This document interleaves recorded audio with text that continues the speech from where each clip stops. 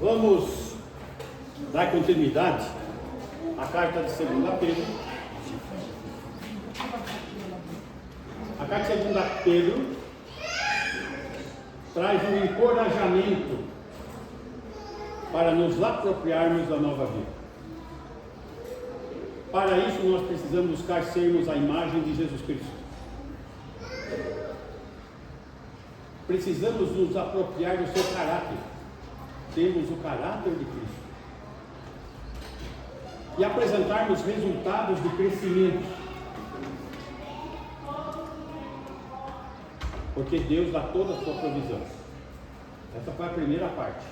Segunda parte, apegar-se na provisão de Deus. Então, apropriar-se e apegar-se à provisão de Deus. Precisamos estar atentos, com a mente ligada, para não sermos entorpecidos.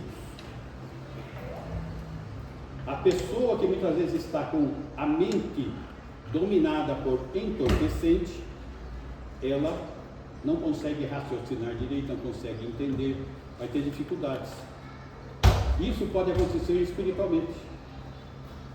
Estarmos viajando e não estarmos conectados em plena comunhão com o Senhor. A vida aqui nesse mundo, ela passa. Mas Deus, a sua palavra, não passa. Luz na escuridão, foi o que nós vimos. Estamos no mundo em trevas. Nós temos o Senhor, que é a luz, e devemos ser seus refletores. A terceira parte é apropriar-se da nova vida, significa rejeitar falsos mestres pela Escritura. Notem que os falsos mestres, eles devem ser rejeitados. Com base no quê? Na Escritura. A Escritura é a base. Ela é o alimento, ela é pão, ela é leite, ela é água, ela é a fonte da fé e ela é o nosso escudo. Nós precisamos estar atentos à palavra de Deus. Muito bem. Para isso vimos no versículo 1 ao 3, do capítulo 2, qual é o comportamento dos falsos profetas. E hoje nós vamos ver que existe juízo para os ímpios e falsos mestres, ou seja, para os falsos mestres e seus seguidores. Muito bem, o nosso versículo de hoje é esse aqui, 2 Pedro 2,4. Ora, se Deus não poupou anjos quando pecarem, antes, precipitando-os no inferno, os entregou a abismos de trevas, reservando-os para juízo. Veja só, nós precisamos compreender o que Pedro está querendo nos comunicar para a sua igreja. E a sua comunicação a respeito do juízo para ímpios e falsos mestres, ele traz 3 ilustrações.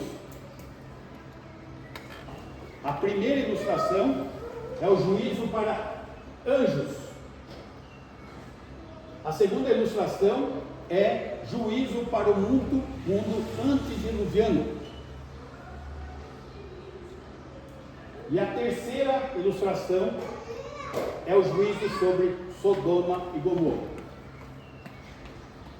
Então essas ilustrações, elas estão trazendo uma percepção de responsabilidade.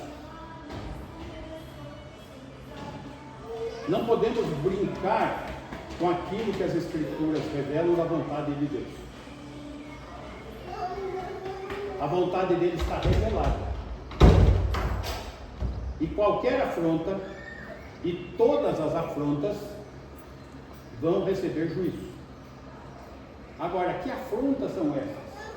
De falsos mestres, falso ensinamento, E o falso ensinamento, ele tem que ser observado à luz da Escritura.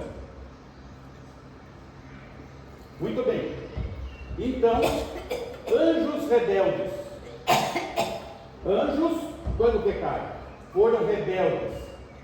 Eles foram confinados. A palavra aqui, traduzida por inferno, gente, não é inferno. A palavra ali é tártaro. Tártaro. Então, como que eu vou poder explicar para vocês? Deixa eu... Aqui. Lembra que nós estudamos Lucas 16?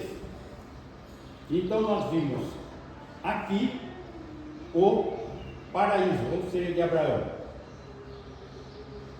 Aqui é o lugar aonde, no Antigo Testamento, os mortos que morriam crendo, era o lugar para onde eles vinham. Vimos o lugar de tormento, aonde todos os ímpios até hoje vão. E que entre ambos existe um abismo. E o fundo desse abismo chama-se Tártaro.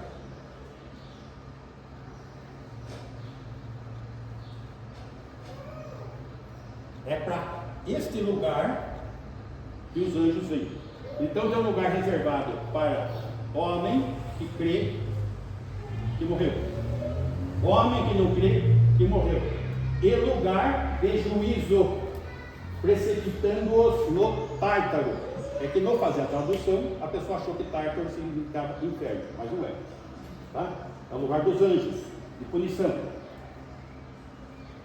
Então, para que nós possamos entender essa rebeldia, a gente vai entender aonde começou, como começou.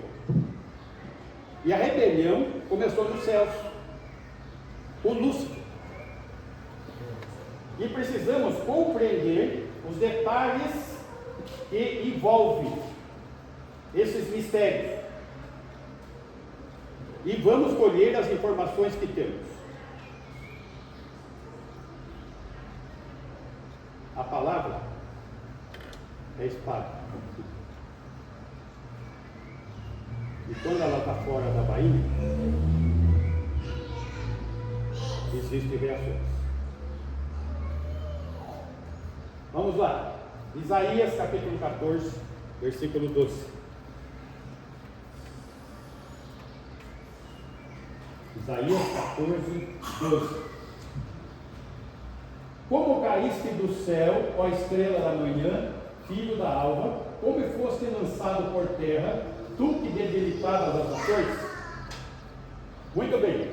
Este versículo 12, como caíste do céu, é uma descrição de Lúcifer, quando está caindo, o mais alto dos anjos.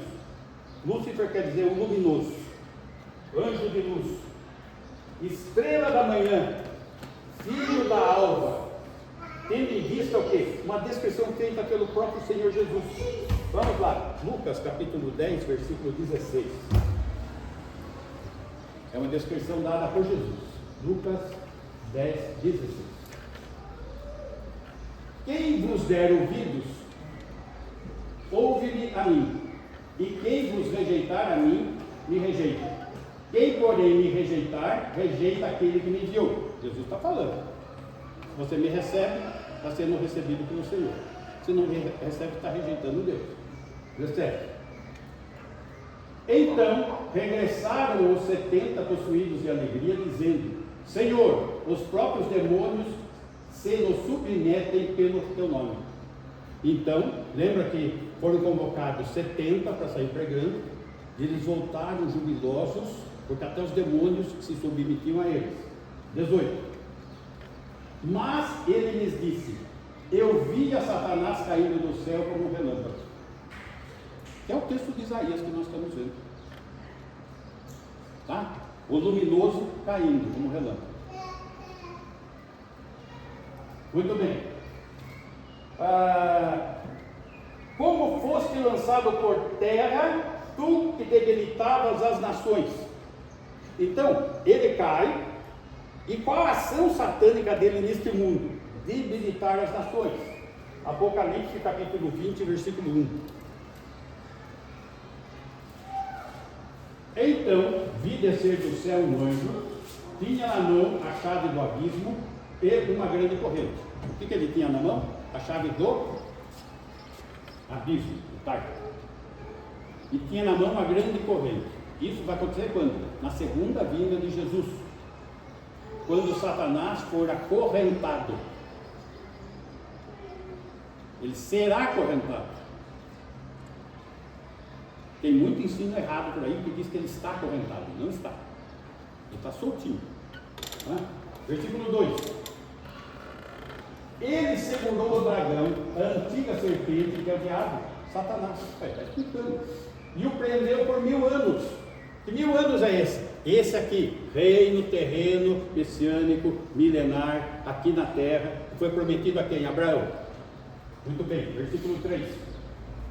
Lançou-o no abismo, aqui, fechou-o e pôs selo sobre ele, para que não mais enganasse as nações, até se completarem os 1000 anos.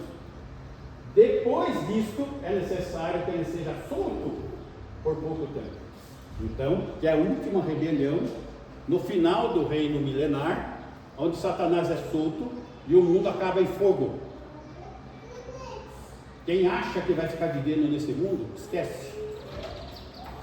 Quem acha que essa natureza vai precisar ser preservada, não vai sobrar nada, só cinza. Tá? Não existe futuro. Está aqui. Capítulo 20 em diante vai falar de novos céus e nova terra, não é mesmo? Muito bem. Então, o que nos importa dessa informação? A ação de Satanás. Enganar as nações. Então, quando a gente tem impressão de determinados governos e determinadas ações governamentais de países, puxa, dá a impressão até que é o próprio diabo. É ele que está por trás, está aqui. É ele. Tá? Muito bem. Voltando lá, Claudinha, por favor. Isaías 14, 13 agora.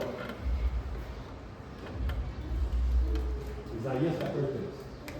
Tu dizias no teu coração: eu subirei ao céu, acima das estrelas de Deus, exaltarei o meu trono, e no monte da congregação me assentarei nas extremidades do norte. Então note que o pecado de Lúcifer começa da mesma maneira que começa em nossas vidas.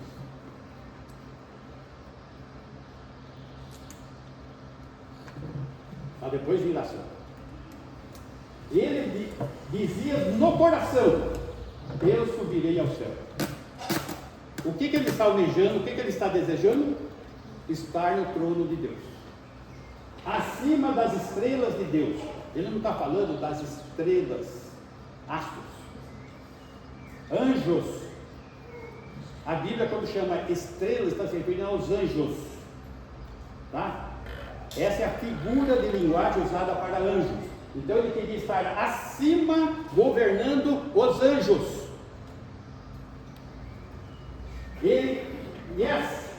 Exaltarei o meu trono, e no monte da congregação, acima de todo comando, me assentarei nas extremidades do norte. Vamos lembrar que aqui o profeta Isaías está fazendo uma comparação de Satanás com o rei da Babilônia. E no pensamento babilônico, a extremidade do norte é a habitação dos deuses, os deuses mitológicos. Então, ele está usando uma linguagem aqui que poderia ser na hora compreendida. Satanás queria estar acima de tudo e de todos. Muito bem, versículo 14.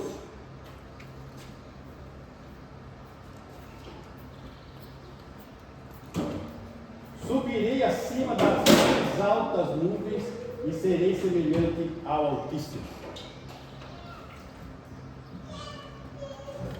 Satanás, ele queria uma glória que só pertencia ao Altíssimo. Altíssimo, aqui no texto hebraico, é El Elyon. Esse nome enfatiza o quê? Força e soberania de Deus. E ele queria ter o quê? A força e a soberania de Deus. Apocalipse capítulo 12, versículo 4.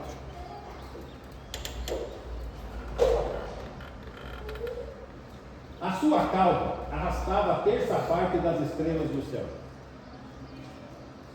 A cauda de quem? De Lúcifer, que descia como relâmpago, arrastando com ele uma terça parte das estrelas, ou dos anjos. Ele amutinou uma terça parte dos anjos do céu para o seguirem. Ele queria estabelecer um reinado, que são os demônios, os quais lançou para a terra, veio com ele. E o dragão se deteve em frente da mulher que estava para dar à luz. Vamos entender quem que é essa mulher. O Antigo Testamento fala que a mulher de Jeová, Yahweh, é Israel. A igreja não pode ser, porque a igreja é apresentada como a noiva, e não a mulher de Jeová. A mulher de Jeová é Israel. Então ele está se referindo ao quê? A um judeu da tribo de Judá que haveria de nascer, Jesus Cristo. Está ligado à promessa feita, a fim de lhe devorar o filho quando nascesse. Nasce o filho, Herodes manda matar todos os meninos até 2 anos. Satanás está por trás. Muito bem. Versículo 5. Nasceu-lhe, pois, um filho varão, que há de reger todas as nações com cetro de ferro. Reino terreno, messiânico, Jesus, o Messias, vai reger todas as nações na sua segunda vinda, com cetro de ferro. E o seu filho foi arrebatado para Deus até o seu trono. Aonde está o Senhor hoje? À destra do Pai. 6. A mulher de Israel, porém, fugiu para o deserto, onde lhe havia Deus preparado lugar para que nele a sustentem durante 1260 dias. 1260 dias são 3 anos e meio. A tribulação são 7 anos. Então, no meio da tribulação, vai ser quebrada a aliança com o anticristo. E no momento que é quebrada essa aliança, Satanás vai perseguir a mulher, que é Israel, e Deus a esconde no deserto, no meio da tribulação. Muito bem. 7. Houve peleja no céu. Miguel e os seus anjos pelejaram contra o dragão. Também pelejaram o dragão e seus anjos. Meus irmãos, vamos voltar ao início. Quando Lúcifer se tornou Satanás, o que ele queria? Se assentar no trono de Deus. Correto? O que ele está querendo fazer agora? Ele invadiu o céu, meus irmãos. Ele fez um ataque para tomar o trono celestial. Ele e seus anjos. Só que Miguel e os anjos do Senhor defenderam o ataque demoníaco no céu. 8. Todavia não prevaleceram. Ele vai tentar, mas não vai conseguir. Nem mais se achou no céu o lugar deles. Satanás, ele tem acesso aos céus, como anjo. Todos os anjos têm acesso ao céu. Só que quando chega no meio da tribulação, eles são expulsos de uma vez por todas e vão perder esse acesso. 9. E foi expulso o grande dragão, antiga serpente, que se chama Diabo e Satanás, o sedutor de todo mundo. Sim, foi atirado para a terra e com ele os seus anjos. Foi expulso. 10.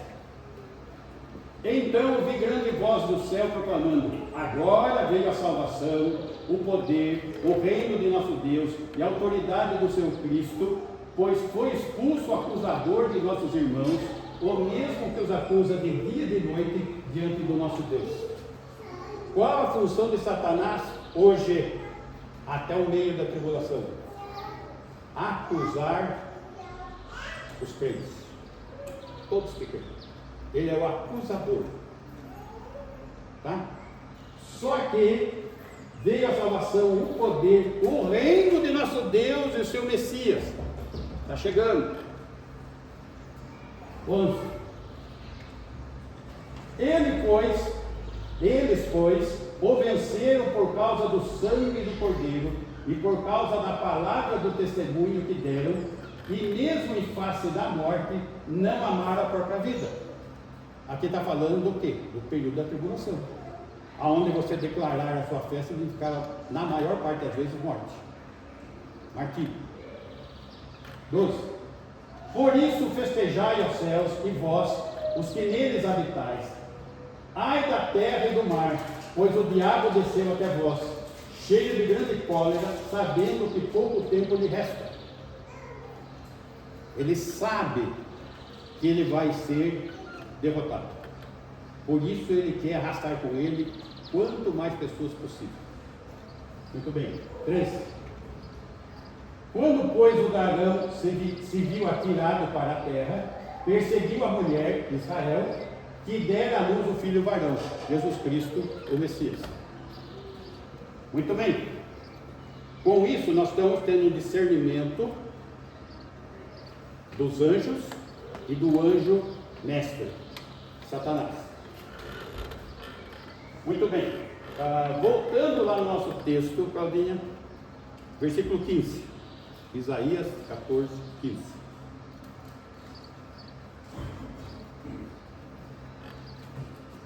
Contudo, serás precipitado para o reino dos mortos, o mais profundo abismo, no Tártaro. Muito bem. Segunda Pedro, capítulo 2, versículo 4, comparando com esse versículo. Ora, se Deus não poupou anjos pelo pecado, antes, precipitando-os no inferno, no Tártaro, os entregou a abismos de trevas, reservando-os para o juízo. Está vendo? Toda a descrição que nós temos nas Escrituras está batendo com esse versículo. Ezequiel, capítulo 28, versículo 12. Aqui ele está fazendo uma comparação distinta com o rei Tiro. E vai estar descrevendo quais são os privilégios de Satanás antes de ter caído. Filho do homem, levanta uma lamentação contra o rei de Tiro e diz-lhe: assim diz o Senhor Deus, tu és o sinete da perfeição, cheio de sabedoria e formosura. Esse é Lúcifer, no seu ministério celestial antes da queda. 13.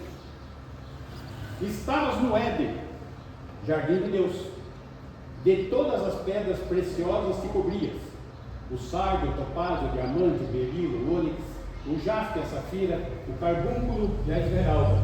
De ouro se te fizeram os engastes e os ornamentos. No dia em que foste criado, foram eles preparados. Então ele tinha uma vestimenta que o destacava acima de todos os outros. 14. Tu eras querubim da guarda, ungido. Que tipo de anjo ele era? Um querubim. Ele guardava o trono de Deus, até ele querer ter o trono. E te estabeleci, permanecias no monte santo de Deus, no brilho das pedras andavas. Esse é o ministério de Satanás antes da queda. 15. Perfeito eras os seus caminhos, desde o dia em que foste criado, até que se achou iniquidade em ti. Até que se achou iniquidade em ti. Então nós vemos que Lúcifer, anjo de luz, foi criado perfeito no ministério prioritário. Mas em um determinado momento achou iniquidade nele. A iniquidade começou no coração.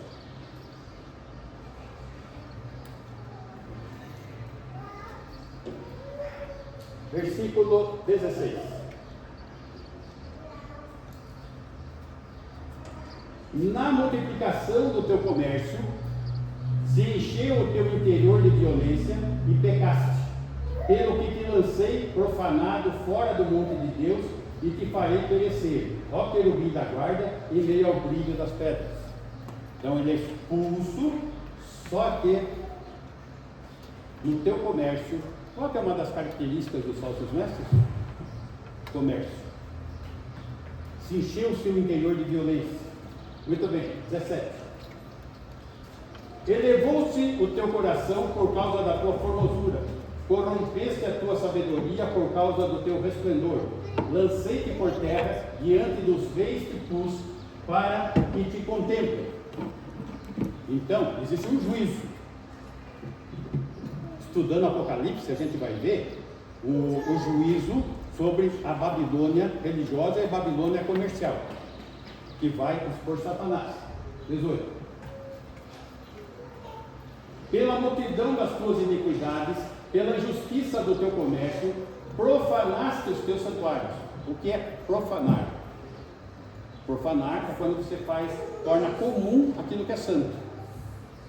Eu, pois, fiz sair do meio de ti um fogo que te consumiu, e te reduzi a cinza sobre a terra, aos olhos de todos os que te contemplam. Nós vimos o texto de Apocalipse falando que ele foi acorrentado e lançado no tarde. Muito bem. 19. Todos os que te conhecem entre os povos estão espantados de ti. Vens a ser objeto de espanto e jamais subsistirás. Juízo. Muito bem. Jó, capítulo 1, versículo 6.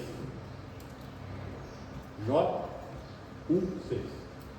Num dia em que os filhos de Deus vieram apresentar-se perante o Senhor, veio também Satanás entre eles. Meus irmãos, no Antigo Testamento, o termo filhos de Deus se refere a anjos. Então, quando os filhos de Deus, os anjos, vieram apresentar-se perante o Senhor, lá no céu, veio também Satanás entre eles. Ele é o nosso acusador, assim mesmo como ele acusou Jó lá do céu. Tá? Versículo 7. Então perguntou o Senhor a Satanás: de onde vens? Satanás respondeu ao Senhor e disse: de rodear a terra e passar por ela. Ele está aí. Ele e uma terça parte dos anjos, dos seus demônios.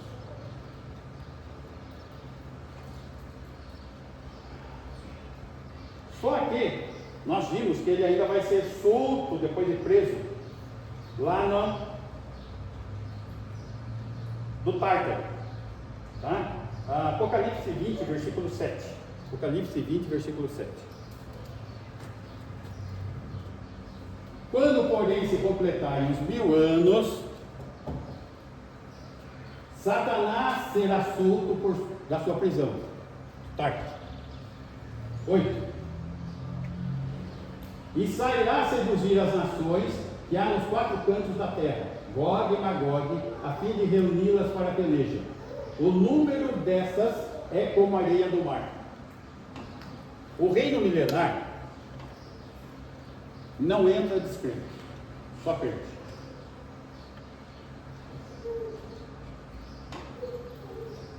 Nós temos hoje 3 inimigos: o mundo, a nossa carne e o diabo.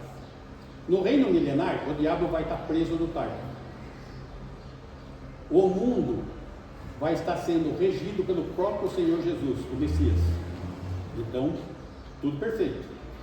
Só vai ter um inimigo: a carne.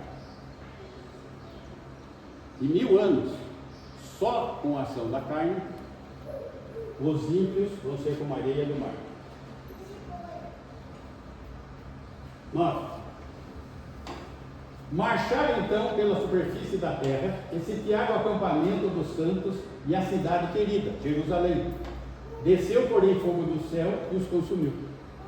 Acabou.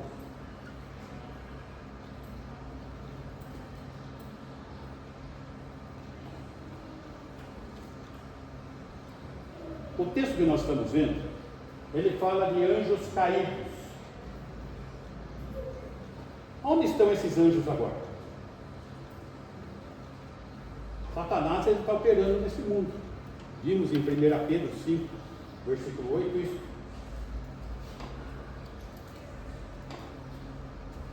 Sede sóbrios e vigilantes, o diabo, vosso adversário, anda em derredor como um leão que ruge procurando alguém para devorar.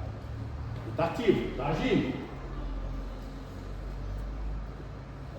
E ele não está só.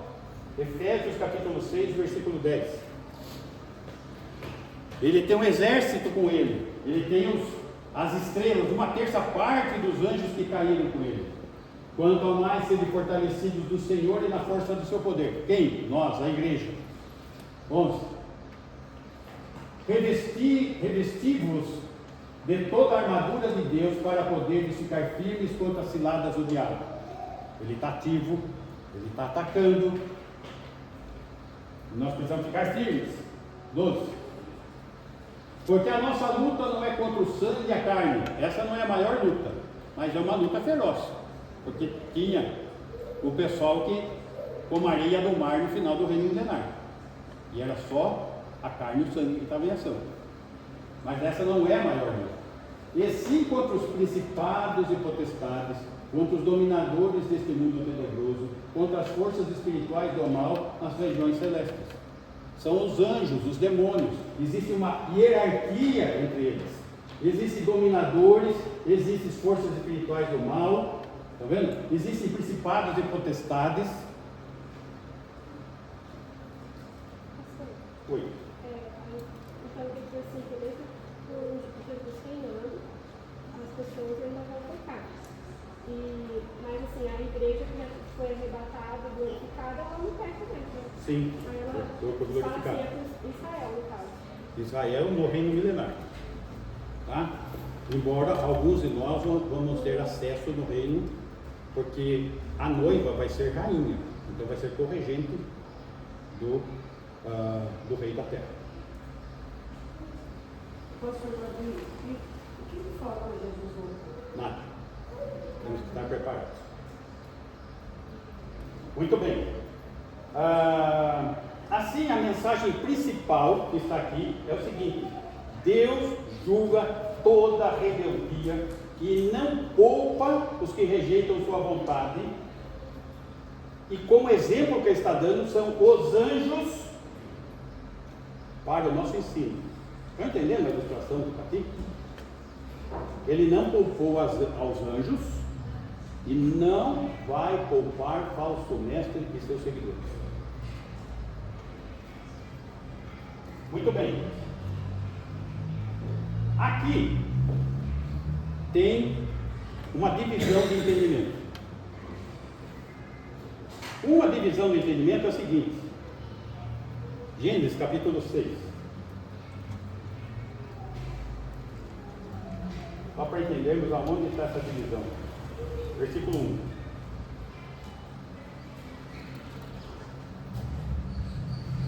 Como se foram multiplicando os homens na terra, lhes nasceram filhos. 2. Vendo os filhos de Deus que as filhas dos homens eram formosas, tomaram para si mulheres, as que entre todas mais lhes agradaram. Aqui começa a divisão. Qual que é a divisão do entendimento? O entendimento mais tradicional, mais usual, é que os filhos de Deus são os descendentes de Sete. Lembra que mataram Abel e Caim? Ok? Então, Abel morreu, nasceu Sete. Essa é a linhagem piedosa. Então, segundo este entendimento, os filhos de Deus são os descendentes de Sete. E as filhas dos homens são as descendentes de Caim. E casamento misto. Esse é o entendimento usual. Mas não parece não ter uma estrutura tão forte quanto a que eu vou apresentar para vocês agora. Por quê? Como vimos, filhos de Deus no Antigo Testamento são o quê? Anjos. Então, vendo os anjos que as filhas dos homens eram formosas, tomaram para si mulheres. Opa! O que está acontecendo aqui? Os anjos deixaram a sua habitação celestial, se fazendo homem. E a gente vê que todas as vezes que nós vemos anjos vistos aqui na terra, são vistos como homens.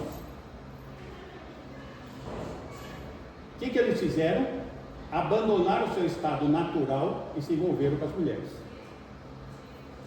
Puxa, mas tem base para isso? Tem. Primeira base, que filhos de Deus nos outros textos são anjos. Muito bem. Vamos entender esse outro ponto de vista. Aqui nós vimos, em 2 Pedro, então, que as ilustrações são anjos, antediluvianos e Sodoma e Gomorra. Só que em Judas, ele apresenta também 3 ilustrações. Vamos lá, Judas, versículo 3.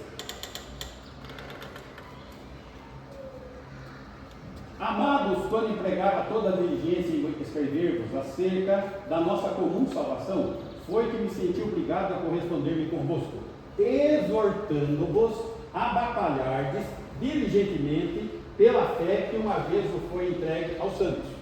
Opa, nós já vimos isso, que nós somos a coluna e baluarte do Senhor. Muito bem. 4. Pois certos indivíduos se introduziram com dissimulação, os quais desde muito foram antecipadamente pronunciados para esta condenação. Que homens que se infiltraram? Falsos mestres, homens ímpios, que transformam em libertinagem a graça de nosso Deus e negam o nosso único soberano Senhor Jesus Cristo. Eles negam e pregam o que? Libertinagem. Pode, viva a sua vidinha, pode tudo. Aproveite a vida. Se vive só uma vez, é isso aí. Isso ensina o só suplente. Exatamente isso que está escrito. Sim. Quero, pois, lembrar-vos, embora já estejais cientes de tudo, uma vez por todas, que o Senhor, tendo libertado um povo, tirando-o da terra do Egito, destruiu depois os que não creram. Qual que é a primeira ilustração que ele dá aqui? O povo hebreu, sendo tirado da escravidão do Egito. E esse povo hebreu chega diante da terra prometida, endurece o coração de incredulidade, não entra, não toma posse da terra prometida, e Deus pune com 40 anos no deserto. É a primeira ilustração. Segunda ilustração, versículo 5. 6. E a anjos, a mesma ilustração de Pedro. Os que não guardaram o seu estado original, olha só, mas abandonaram o seu próprio domicílio, deixaram o céu, abandonaram o seu estado original de anjo, ele tem guardado sob trevas e algemas eternas para o juízo do grande dia. Tártaro. 6, 7. Como Sodoma e Gomorra, a mesma ilustração que nós vamos ver. E as cidades circunvizinhas, que havendo se entregado à prostituição, como aqueles quem?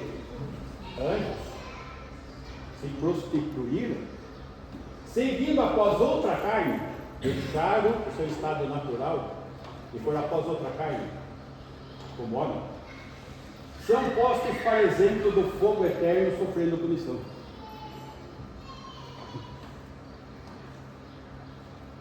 Estão percebendo? Tem 2 linhas. A mais aceita é aquela anormal, descendente de Sete, descendente de Caim, filho de Deus, tal. Só tem um problema. Filhos de Deus no Antigo Testamento é anjo, não é homem.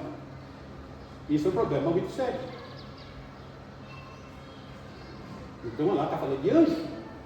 Pode estar falando de homem? Se estiver falando, é uma exceção à regra no Antigo Testamento. Filhos de Deus é só na igreja pastor. Oi? Os nefilins. Isso, os nefilins. Nefilins quer dizer caídos. Filhos dos caídos. Tá? Porque eles abandonaram o papel que eles tinham sido criados para ser anjos. E eles abandonaram o seu domicílio, o céu, vieram para a terra e coabitaram com mulher. Um homem. Exatamente. É isso que o texto está dizendo. Ah, mas isso, gente, é o que o texto está dizendo. Isso explica um montão de coisa. Se a gente começar a estudar a questão doutrina dos demônios, a gente vai começar a se deparar com situações que não tem muita explicação, a não ser que tenha algum envolvimento maior de demônios. Mas tudo bem.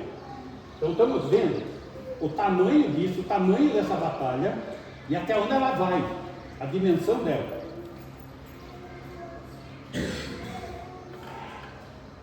Então, aqui nós estamos diante da mesma situação. Pedro, ele apresenta 3 exemplos e Judas apresenta 3 exemplos de condenação de juízo para falsos mestres. Pedro fala de anjos, antediluvianos e Sodoma e Gomorra. Judas fala de Israel, anjos e Sodoma e Gomorra. Ou seja, anjos e Sodoma e Gomorra, os dois citam. Esses dois pontos são iguais, os dois. Tá? Muito bem.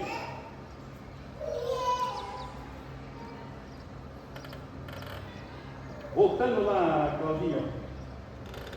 2 Pedro.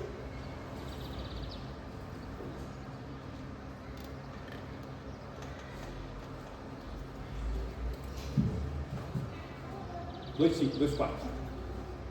Ora, se Deus não poupou anjos quando pecaram, antes precipitando-os no Tártaro, os entregou a abismos de trevas, reservando-os para juízo. Muito bem. E Judas, verso 6. Judas 6. E há anjos que não guardaram o seu estado original, mas abandonaram o seu próprio domicílio. Ele tem guardado sob trevas e algemas eternas para o juízo do grande dia. Estão afirmando a mesma coisa.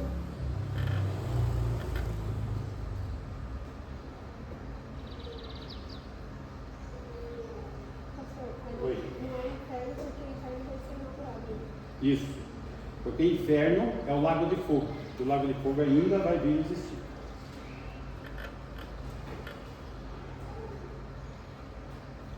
Marcos, capítulo 12, versículo 25, é o argumento daqueles que falam que é 7 as filhas dos homens e os filhos de Deus e os filhos dos homens de Caim. Baseado no quê? Marcos, capítulo 12, versículo 25. Pois quando ressuscitarem dentre os mortos, nem casarão, nem se darão em casamento, porém são como anjos dos céus. Esse texto está falando que anjo não tem sexo? O que esse texto está falando, gente? Que lá no céu o anjo não casa. Está falando que não tem casamento no céu.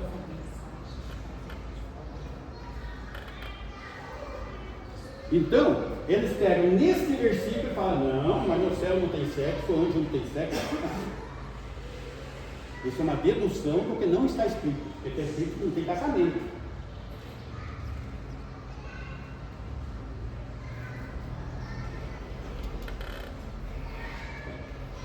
Muito bem. Se Deus castiga a anjos, dessa forma não vai poupar falsos mestres, não vai poupar seus seguidores. Isso é rebelião contra o trono de Deus, porque Ele é o soberano. Isso é rebelião. E essa rebelião pode acontecer no que nós chamamos de igreja, na vida de quem fala e na vida de quem segue. Então precisamos estar atentos no quê? Aonde é que tem falsos mestres e falsos profetas? Aqui, atrás do púlpito. Você não vai encontrar na rua, é aqui. Aonde você vai procurar esse tipo de gente? Atrás de púlpito. E como você vai saber quem é que é servo de Deus ou quem é falso mestre? Aqui. Dentro de nós, pregadores. Exatamente. O problema é que o juízo está sobre o falso mestre e seus seguidores. Então existe responsabilidade para quem prega? Existe. Para quem ouve? Também. Não brinquem. Gente, porque está um perigo essa maquininha aqui. O que tem de falso mestre nisso? E de ensino espúrio está sendo um absurdo. E o pessoal escuta, e o pessoal acha até bonitinho, lindo. Ah, eu vi isso. Ah, eu vi aquilo.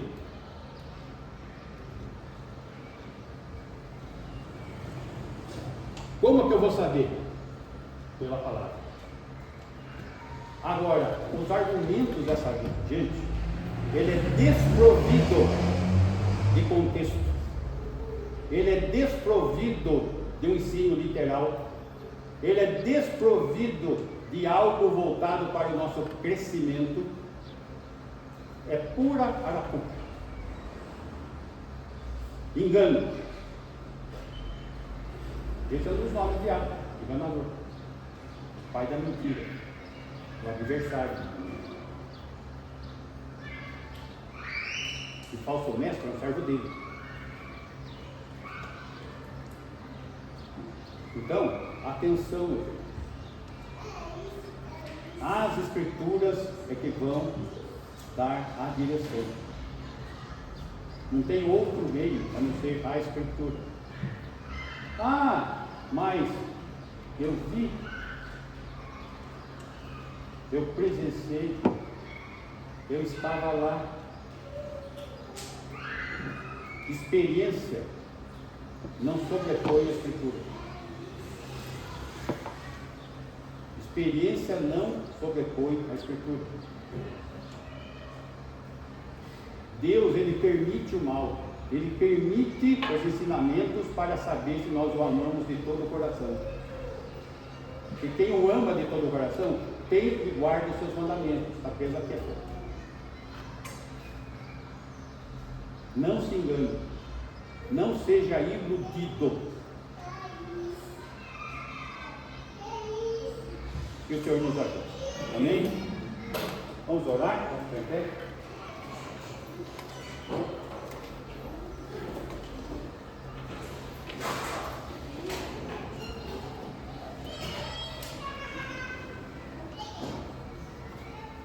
Senhor, queremos agradecer pela tua palavra, que é eterna, que nunca mudará, é a base da nossa fé, aquilo que deve preencher a nossa mente, a nossa alma, para que possamos te servir com convicção, com certeza, com uma fé prática em ação, uma proclamação, Senhor, da verdade, sendo como luzeiros do mundo em trevas, que possamos, Senhor, na força e no teu poder, sermos seus proclamadores.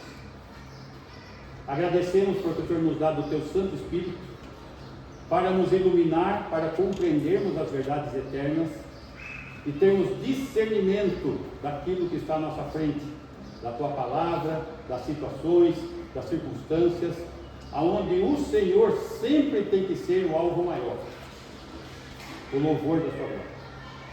Que o Senhor trabalhe em nossas vidas e que possamos crescer no conhecimento e na prática, Senhor, da fé que o Senhor nos coloca em nossas vidas. Assim nós oramos, em nome de Jesus Cristo.